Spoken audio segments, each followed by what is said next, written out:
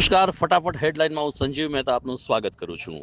વર્ષ 2025નો પ્રારંભ થવા જઈ રહ્યો છે ત્યારે ઈસરોએ ટેકનોલોજી ક્ષેત્રે ઐતિહાસિક ફાળ ભરી છે અને સ્પેડેક્સનું સફળ લોન્ચિંગ કરીને વૈજ્ઞાનિકોએ વધુ એક સફળતા હાંસલ કરી છે.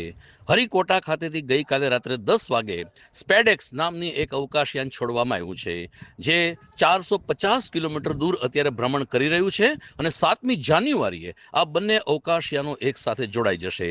જો આ મિશન સફળ બનશે તો ભારત, અમેરિકા, રશિયા અને ચીન પછી આ સિદ્ધિ હાંસલ કરનાર ચોથો દેશ બની રહેશે. ફટાફટ હેડલાઇનમાં ગાંધીનગરના સમાચારની વાત કરીએ તો ગઈકાલે મુખ્યમંત્રી ભૂપેન્દ્ર પટેલે અમદાવાદ ખાતે એસટી બસ સ્ટેશનનું સરપ્રાઇઝ મુલાકાત લીધી હતી. ગાંધીનગર બસ સ્ટેશનની ઓચિંતી મુલાકાત લેતા ભૂપેન્દ્ર પટેલે બસ સ્ટેશનની સુવિધા અને મુસાફરોને જે સુવિધા પ્રાપ્ત થઈ રહી છે તેની સમીક્ષા કરી હતી. પરંતુ આ મુલાકાતને પગલે જૂનાગઢના પ્રબુદ્ધ નાગરિકો માને છે કે મુખ્યમંત્રીએ જેમ બસ સ્ટેન્ડનું સરપ્રાઇઝ ચેકિંગ કર્યું એ જ રીતે જૂનાગઢ સિવિલ હોસ્પિટલનું પણ સરપ્રાઇઝ ચેકિંગ કરવું આવશ્યક બને છે. દર્દીઓની સુખાકારી માટે મુખ્યમંત્રીશ્રી ધ્યાન આપે તેવી લાગણી પ્રબુદ્ધ નગરજનોમાં પ્રવર્તી રહી છે.